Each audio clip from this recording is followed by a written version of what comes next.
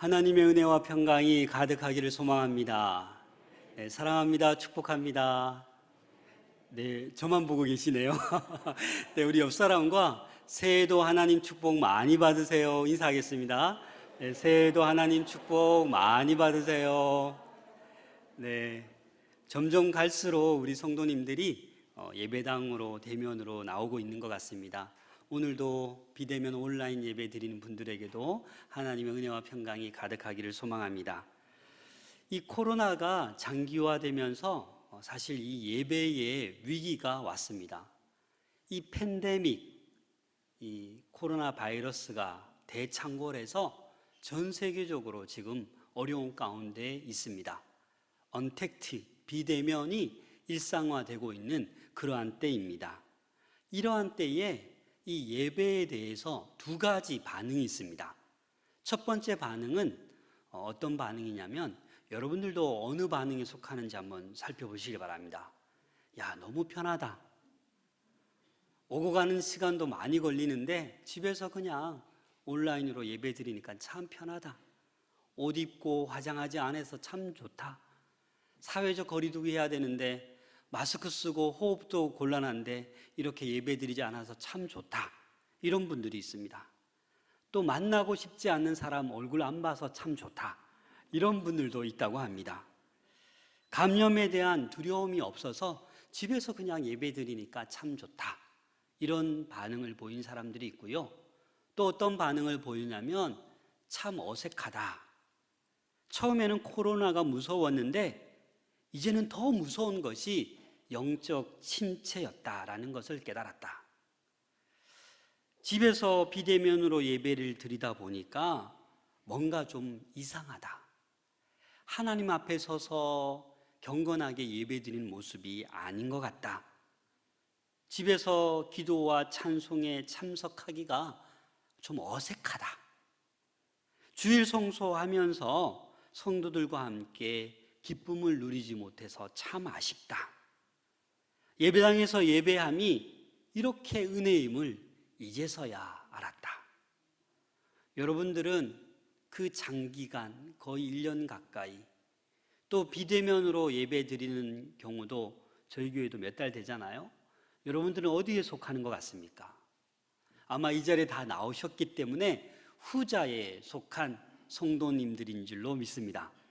행여나 우리 성도들 가운데 전자에 속해서 참 편하다, 너무 좋다, 이러한 분들은 속히 다시 한번 예배의 회복이 있을 수 있기를 소망합니다. 우리 교회 5대 비전 가운데 첫 번째가 무엇이죠? 성령 충만함으로 예배가 회복되는 마산 동부교회, 여기 옆에 있습니다. 네. 여러분, 우리 교회의 첫 번째 비전이 예배가 회복되는 겁니다. 그래서 오늘은 하나님이 찾으시는 예배자, 참 예배자가 어떠한 예배자인지 한번 살펴보고자 합니다. 지금 우리가 살아가고 있는 이 시대는 그 어느 때보다도 코로나로 인해서 혼돈한 시대에 우리들이 살아가고 있습니다. 그래서 오늘 본문 말씀 요한복음 4장 23절 24절을 가만히 보면 이 예배라는 단어가 너무나도 많이 등장합니다. 이 짧은 두 구절 가운데 예배라는 단어가 5번 등장해요. 20절부터 보면 10번이나 등장합니다. 그 가운데 예배하는 자들, 예배하는 자가 이 두 구절 가운데 3번이나 언급됩니다. 그래서 오늘은 예배자, 예배하는 자들의 여러분 머릿속에 놓으시고 나와 이 하나님께서 원하시는 찾으시는 예배자가 동일한지 한번 살펴볼 수 있기를 소망합니다. 우리 이사야서 43장 21절 말씀을 다 함께 보겠습니다. 이 백성은 내가 나를 위하여 지었나니 나를 찬송하게 하려 함이라. 아멘. 하나님께서 사람을 창조하신 목적이 뭐예요? 나를 찬송하게 하기 위해서 저와 여러분들을 창조하셨어요. 지으셨어요. 그 찬송이 뭡니까? 예배인 것입니다. 하나님은 예배를 받으시길 원하십니다. 찬송 받으시기를 원하십니다. 우리 하나님은 광대하신 하나님이십니다. 지존하신 하나님이십니다. 그 하나님 앞에 나와 예배하는 자들을 우리 하나님은 오늘도 찾고 계십니다. 그런데 이 하나님의 목적에 반대되게 예배를 드리지 않고 예배를 저버리면 생기게 되는 어려움이 있습니다. 그게 무엇이냐면 로마서 1장 21절부터 25절 말씀을 다 함께 읽겠습니다. 시작. 하나님을 알되 하나님을 영화롭게도 아니하며 감사하지도 아니하고 오히려 그 생각이 허망하여지며 미련한 마음이 어두워졌나니 스스로 지혜 있다 하나 어리석게 되어 썩어지지 아니하는 하나님의 영광을 썩어질 사람과 새와 짐승과 기어다니는 동물 모양의 우상으로 바꾸었느니라. 그러므로 하나님께서 그들을 마음의 정욕대로 더러움에 내버려 두사 그들의 몸을 서로 욕되게 하게 하셨으니 이는 그들이 하나님의 진리를 거짓으로 바꾸어 피조물을 조물주보다 더 경배하고 섬김이라. 주는 곧 영원히 찬송할 이시로다. 아멘. 여러분, 뭐라고 합니까? 예배드리지 않으니까 어떻게 돼요? 허망하여지고 그 미련한 마음이 어두워지고 어리석게 된다라는 거예요. 그래서 어리석게 되니까 이 조물주, 창조주 하나님을 경배하지 않고 오히려 피조물, 동물이라든지 이런 우상에게 경배하는 그러한 어리석음을 범한다라는 겁니다. 사랑하는 여러분, 저와 여러분들은 하나님을 예배해야 됩니다. 예배하지 않으면 마음이 어두워지고 어리석게 되어서 다른 것들을 섬기게 되고, 우상이 뭐 동물 만들어 놓은 것만 우상입니까? 세상의 것들, 물질을 탐하고 명예를 탐하는 것들이 우상이 되는 것이죠. 그래서 여러분, 오늘 먼저 예배가 무엇인지 여러분들은 깨달으셔야 됩니다. 여러분, 예배가 무엇입니까? 예배는 사전을 찾아보니까 사전적 의미는 하나님에 대하여 존경과 숭배의식, 이게 예배라고 사전적 의미는 있습니다. 그런데 여러분, 성경에 등장하는 예배라는 단어, 구약과 신약에 등장하고 있습니다. 구약에서는 많은 곳에 등장하는데 어떤 의미가 있냐면 에바다 또는 샤, 히브리어어죠. 근데 어떤 의미가 있냐면 섬김과 봉사, 굴복하다, 엎드리다. 뭐가요? 예배가 그런 의미가 있다라는 겁니다. 신약에 와서는 프로스퀴네인이라는 단어가 오늘 요한복음 4장에 사용된 단어인데 어떤 의미가 있냐면 무릎 꿇어 엎드리다, 입 맞추다. 뭐가요? 예배가. 그러니까 오늘 여러분들 예배 드리러 나오셨어요, 그죠? 그럼 뭐 하는 거예요? 성경의 단어로 보면 무릎 꿇어 엎드리는 게 예배예요. 주님 앞에 입 맞추는 게 여러분들이 드리는 예배다라는 겁니다. 그런데 우리가 정말 이 예배의 원뜻대로 우리가 예배를 그렇게 드리고 있냐라는 겁니다. 여러분, 영어로 예배라는 단어가 뭐죠? worship입니다. 이 worship은 합성어예요. 두 단어가 합쳐진 거예요. 최상의 가치를 하나님께 드리는 게 예배입니다. 어떤 것을요? 최상의 가치, 최고의 것을 하나님께 드리는 것이 예배입니다. 또는 서비스라고 하죠. 봉사, 섬기는 것이 바로 예배입니다. 그런데 이 예배에 대해서 여러분들이 잘 인지하지 못할 때가 있다라는 겁니다. 정말 하나님이 찾으시는 예배자가 되기 위해서는 이 예배의 원래의 의미를 우리는 잘 기억하고 있어야만 합니다. 여러분, 예배를 무엇이라고 정의하겠습니까? 여러분들 스스로 예배란 무엇이다 한번 정의해 보세요. 제가 오래전에 청년 사역할 때 이 예배에 대해서 얘기하면서 우리 청년 한 명이 이렇게 얘기하는 거예요. 목사님, 예배는 솜사탕입니다. 그래서 제가 되게 잊혀지지가 않아요. 예배는 그 사람에게, 그 청년에게는 솜사탕처럼 달달하는 거예요. 여러분, 예배가 기다려집니까? 안 기다려집니까? 기다려지는 거예요. 왜? 솜사탕이니까.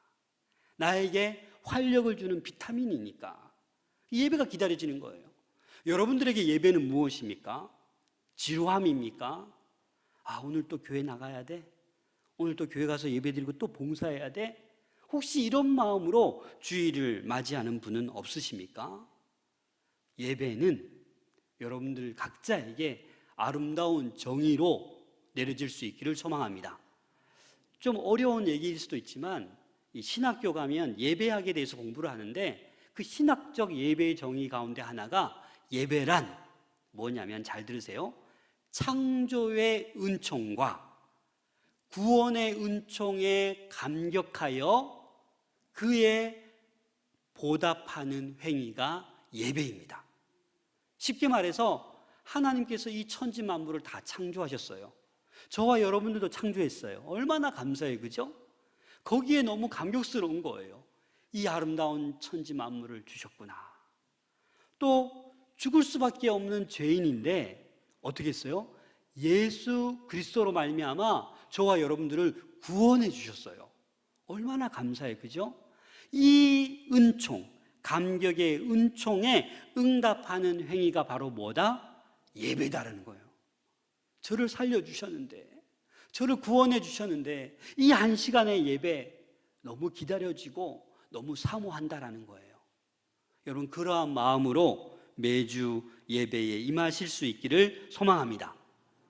또 우리가 잘못 알고 있는 것이 예배는 보는 겁니까? 드리는 겁니까? 맞아요? 보는 거 아니에요? 드리는 거죠. 맞습니다.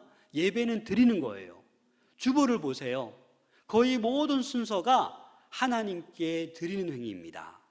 찬송을 드리고 기도를 드리고 대표해서 찬양대가 관현악이 찬송을 합주를 드리고 거의 다 드리는 거예요. 근데 받는 순서가 있어요. 뭐죠? 부족한 종을 통해서 하나님께서 뜻하신 그런 말씀을 저를 통해서 선포하는 거예요. 그 말씀을 받는 거지 그 이외에는 다 우리가 드리는 행위예요. 그런데 우리 한국교회에 오류가 있다라면 너무 설교에만 집중한다라는 거예요. 물론 예배 가운데 이 메시지가 거의 절반을 차지하는 것이 사실입니다. 하지만 여러분 곰곰이 생각해 보세요. 성공적인 예배, 하나님이 받으시는 예배, 어떤 예배이겠습니까? 우리는 판단하기를 오늘 목사님 설교가 너무 어렵다, 은혜가 안 된다. 그럼 나가면서 어떻게 하십니까? 인상을 푹 쓰고 오늘 예배 별로야, 실패했어. 이렇게 말하는 한국교회 성도들이 꽤나 있다라는 것이 문제인 것입니다. 예배는 뭐라고요? 드리는 겁니다. 내가 주인공이 아니에요. 내가 예배를 꼭 은혜 받아야 예배를 성공한 거 아니라니까요. 설교가 5분만 설교했었더라도 내가 찬양을 정성을 다해 드리고 마음을 드리고 기도를 드리고 헌금을 드리면 성공적인 하나님이 받으시는 예배가 될까요? 안 될까요? 된다라는 겁니다. 그래서 여러분, 예배는 나 중심이 아니라 예배의 주인은 누구시다? 하나님이십니다. 하나님께 모든 순서를 통해서 온전히 드릴 수 있기를 소망합니다. 그래서 잘못되이 생각해서 설교만이 예배를 판가름하는 그거 아닙니다. 여러분, 설교가 은혜가 안 되더라도 여러분들은 예배의 성공자들이 다 되셔야만 합니다. 하나님을 만나셔야 됩니다.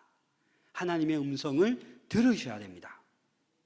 또 예배자로 나올 때 주의할 것은 있는 모습 그대로 나오셔야 돼요. 포장하지 마세요. 아프면 아프다, 속상하면 속상하다, 화나면 화난다, 두려우면 두렵다, 근심 걱정이 많으면 많다. 그 모습 그냥 그대로 주님 앞에 나와서 하나님께 다 아뢰는 거예요. 하나님께 다 드리는 거예요. 그게 진정한 예배이다라는 겁니다. 우리 요한복음 4장 23절 다 같이 한번 읽겠습니다. 시작. 아버지께 참되게 곧 이때라. 아버지께서는 자기에게 이렇게 예배하는 자들을 찾으시느니라. 아멘. 하나님은 누구를 찾아요? 예배하는 자들을 찾고 있대요. 참되게 예배하는 자들을 찾고 계시대요. 그래서 하나님께서는 영, 푸뉴마, 영으로 예배하는 자들을 찾으십니다. 이 영, 푸뉴마는 뭡니까? 성령입니다. 다시 말해서 성령으로 예배하는 자들을 찾으십니다. 사랑하는 여러분, 많은 사람들이 의외로 육신으로 예배 드리는 사람이 많습니다. 정해진 시간, 정해진 장소, 정해진 순서에 따라서 그냥 예배를 드리는 거예요. 그리고 그냥 돌아가는 거예요. 이게 바로 육적으로 예배를 드리는 겁니다. 이런 예배는 하나님을 만날 수 없습니다. 영으로 드리는 예배만이 하나님을 만날 수 있습니다. 쉽게 말하면 성령의 도우심이 꼭 필요합니다. 모든 예배 가운데 성령의 충만함의 임재가 있어야 된다라는 말씀입니다. 성서신학자 영국의 유명한 윌리엄 버클레이가 이런 얘기를 했습니다.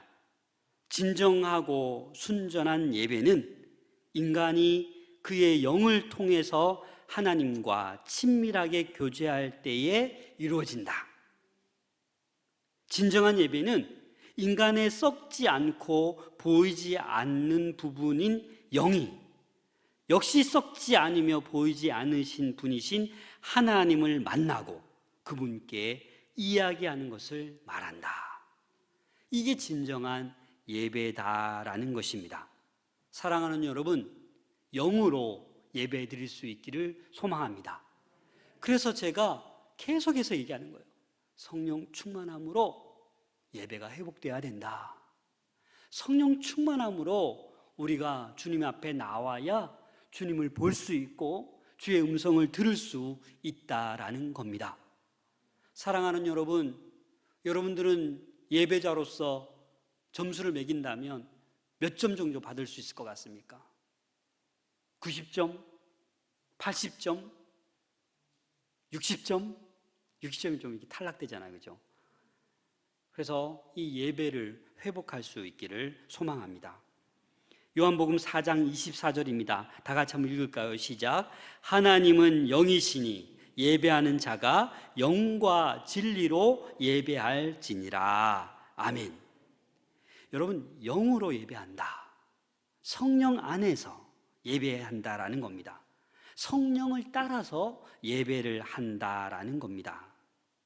사랑하는 여러분, 예를 들자면 입을 벌려 찬양을 합니다. 기도를 합니다. 정성껏 준비한 헌금을 드립니다. 말씀을 듣습니다.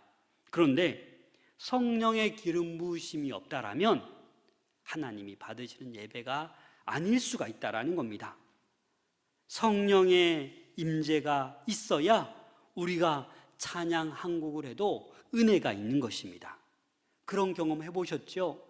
찬양 한 곡 부르는데 눈물이 나는 거예요. 내가 찬양하지 않고 찬양대가 찬양하는데도 그냥 눈물이 나는 거예요. 그냥 기도하는데, 대표자가 기도하는데 내 마음이 막 움직이는 거예요. 왜 그렇습니까? 성령의 기름 부으심이 있기 때문입니다. 그래서 예배는 성령의 도우심이 있어야만 합니다.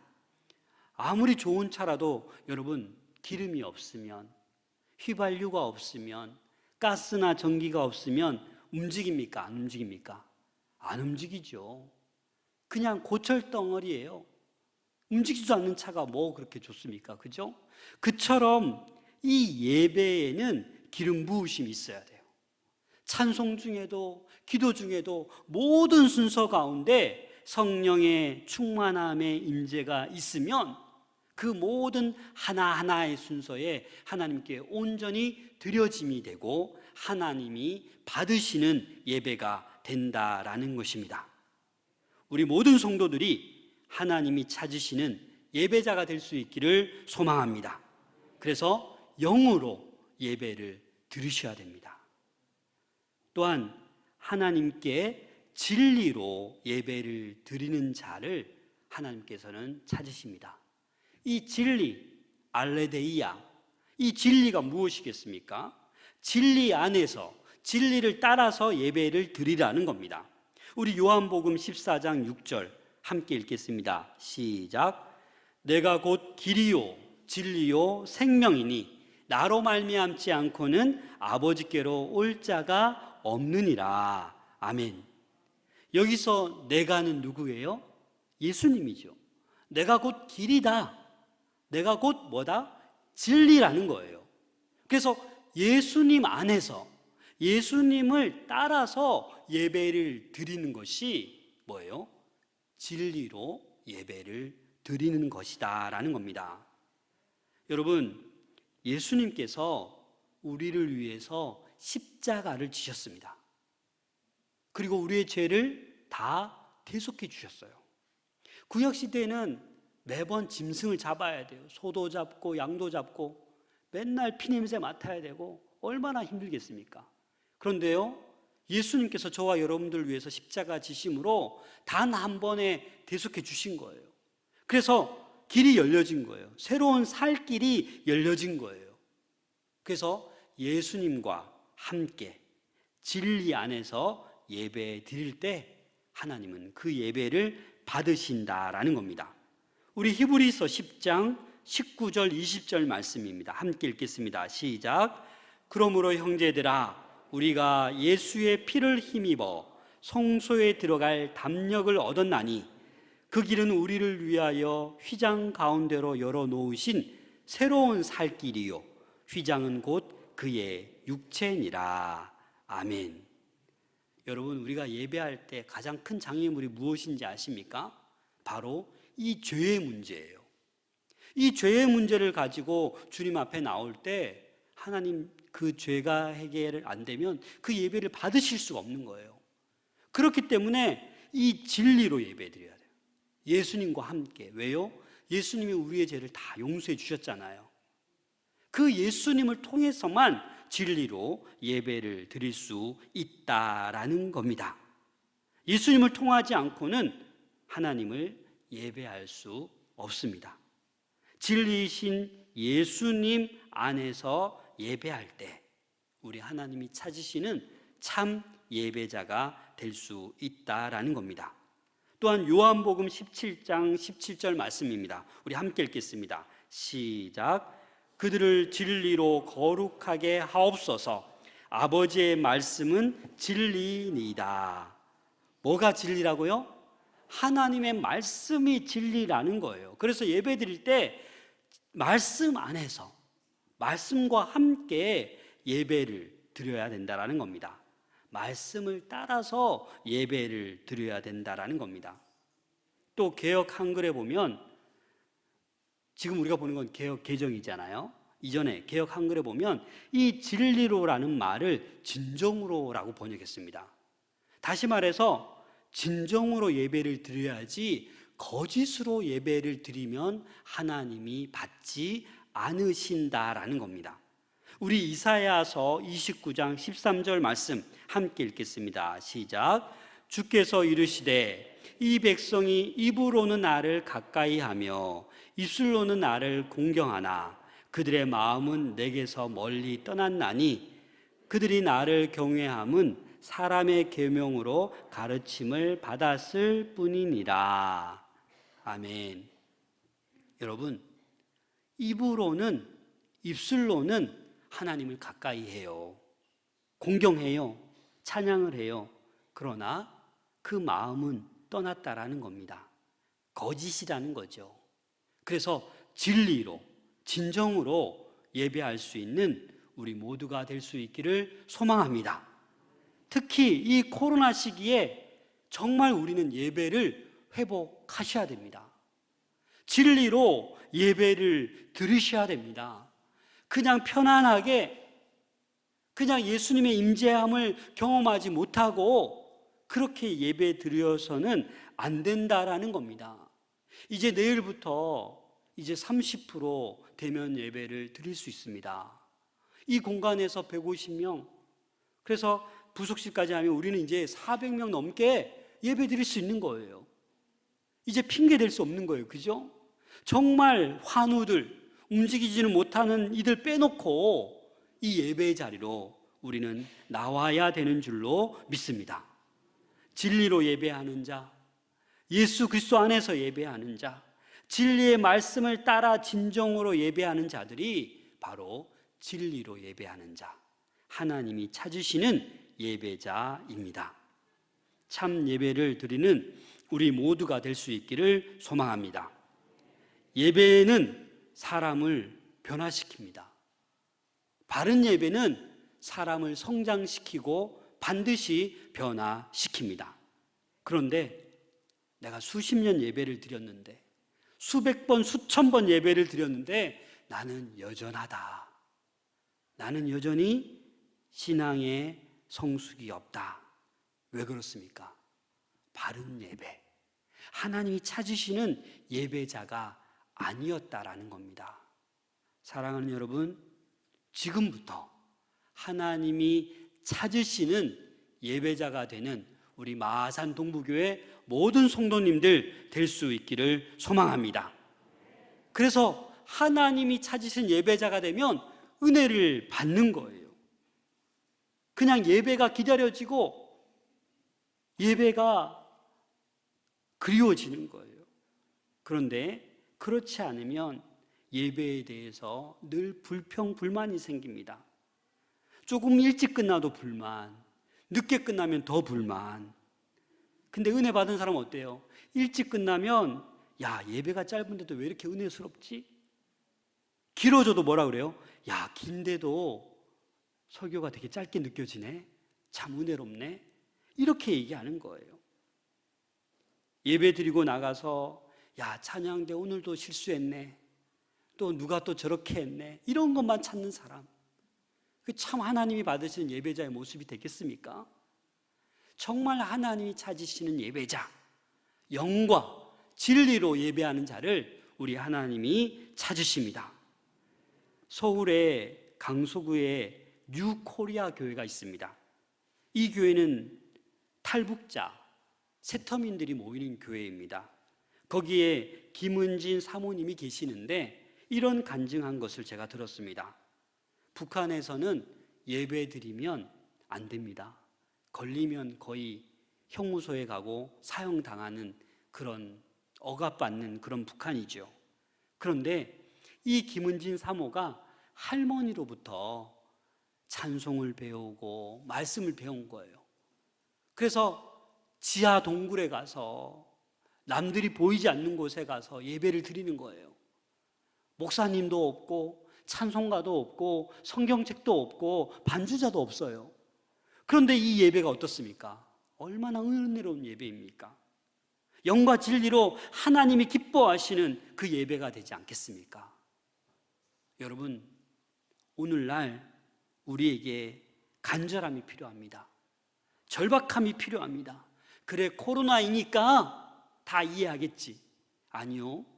이제는 우리도 절박하게 간절하게 영과 진리로 하나님이 찾으시는 예배자가 될 수 있기를 소망합니다. 마지막으로 하나님께 삶으로 드리는 예배자를 우리 하나님은 찾으십니다. 이스라엘 백성들은 온통 죄악투성이었습니다. 그런데 제사만 드리면 모든 것이 해결되는 줄 알았습니다. 그래서 모든 죄악, 잘못이 있었음에도 불구하고 제사만 드리면 하나님께서 다 용서하는 줄로 알았습니다. 그래서 이스라엘 백성들은 계속 반복해서 죄악 가운데 거했습니다. 이게 바로 분리된 삶입니다. 예배 따로, 삶 따로. 하나님께서 찾으시는 예배자는 예배와 삶이 분리되는 것이 아니라 예배와 삶이 연속되는 것을 원하십니다. 예배를 통해 많은 은혜 받고 말씀을 받은 다음에 세상에 나가서, 직장에 가서, 사회에 나가서 예배자의 삶을 살아내는 사람, 그 사람이 그리스도인인 것입니다. 그 사람이 세상에 나가서도 빛과 소금의 역할을 감당하는 것입니다. 그 사람이 믿지 않는 사람이 볼 때 예수 그리스도의 향기가 나는 것입니다. 여러분, 광주리 교인이라고 들어보셨습니까? 광주리가 뭔지 아세요? 젊으신 분들? 광주리 모르죠? 모르는구나. 광주리 이렇게 숭숭 뚫려 있잖아요. 물에 푹 담그면 광주리에 물이 가득 차죠. 근데 광주리를 번쩍 들어보세요. 물이 수초 안에 다 빠지잖아요. 그거라는 거예요. 광주리 교인. 교회 안에서는 성령 충만한 것 같은데, 교회 안에서는 은혜 받은 것 같은데, 밖으로 나가면 광주리에 있던 물이 다 빠지듯이 은혜가 다 빠지는 거예요. 그 누구보다도 화를 잘 내고, 그 누구보다도 거짓말을 잘하고, 이게 어찌 예배자가 되겠습니까? 우리 몸된 교회 성도님들은 광주리 교인이 한 명도 없을 줄로 믿습니다. 그러기 위해서는 영과 진리로 예배가 드려져야 되고, 예배가 끝나고 모든 것이 끝나는 것이 아니라 이 받은 은혜, 하나님께서 오늘도 내 찬양을 받으시고 내 기도를 받으시고 내 물질을, 마음을 받으셨구나, 그 은혜를 가지고 하나님으로부터 받은 메시지를 가지고 일주일 동안 넉넉히 승리하며 살아갈 수 있는 우리 모두가 될 수 있기를 소망합니다. 마지막으로 세계 영성학자인 마르바 도운이라는 사람이 있습니다. 이 사람이 뭐라고 얘기했냐면, 교회와 신앙생활의 기초는 예배다. 예배는 하나님과의 계약과 만남을 통한 고귀한 시간 낭비다라고 했어요. 그래서 이 고귀한 시간 낭비다라는 표현이 아주 인상 깊은 거예요. 그리스도인으로 살아가려고 할 때는 열정이 필요하고 더 열정적인 예배로 나아가야 되는데, 그게 바로 고귀한 시간 낭비다라는 거예요. 여러분들이 지금 예배 드리는 것, 그냥 시간 낭비가 아닙니다. 하나님께서 가장 기뻐 받으시는 고귀한 시간 낭비입니다. 그래서 그 어느 때보다도 이 코로나 시기에 예배를 사모할 수 있는 우리 모두가 될 수 있기를 소망합니다. 하나님이 찾으시는 예배자, 성공적인 예배자, 우등생 예배자들이 다 될 수 있기를 소망합니다.